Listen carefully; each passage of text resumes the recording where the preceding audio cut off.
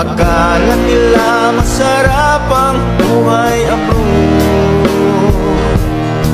Nagtitiis sa hirap, pagod o ligayo. Sabayan pa ng pangungila sa naiwan mong pamilya. Di mo na malayang tumutulo ng luha.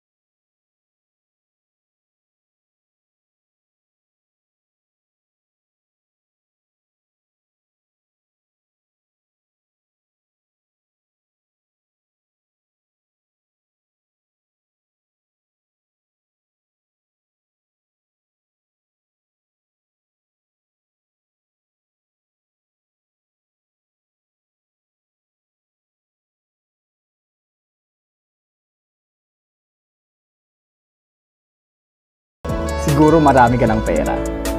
Kapag sinabi mo namang wala, di pa sila maniniwala. Tapos ito pa yung masakit. Kapag lumapit sila sa'yo, tapos sinabi mo wala, ikaw pa yung masama. Ikaw na daw yung mayabang, porket nakapag-abroad ka lang. Pero ito ang hindi nila alam, na resibo na lang yung hawak mo. At ang mga kamay mo, puno pa ng kalyo. Kaya laban lang, mga ka-OFW. Much love and God bless. Akala ng karamihan, lahat ng OFW mayaman. Hindi po kayo nagkakamali. Mayaman sila sa pagtitiis. Mayaman sila sa pangungulila. Mayaman sila sa sama ng loob. At higit sa lahat, mayaman sila sa resibo. Hindi po sila nakakaramdam ng hirap.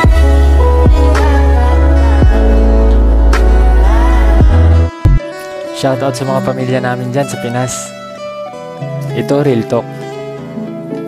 Alam niyo ba hindi yung sahod ang nagpapasaya sa aming mga OFW? Ang nagpapasaya sa amin ay dahil tuwing sahod ay napapadala agad namin sa inyo. Mabibili niyo na yung mga gusto niyong bilhin. Makakain niyo na rin yung mga gusto niyong gustong kainin. Kaya para sa mga pamilya dyan na may kamag-anak sa abroad, kumustahin niyo rin sila. Kasi yun din yung araw na inaasahan namin kung kumustahin kami ng mga kamag-anak at mahal namin sa buhay.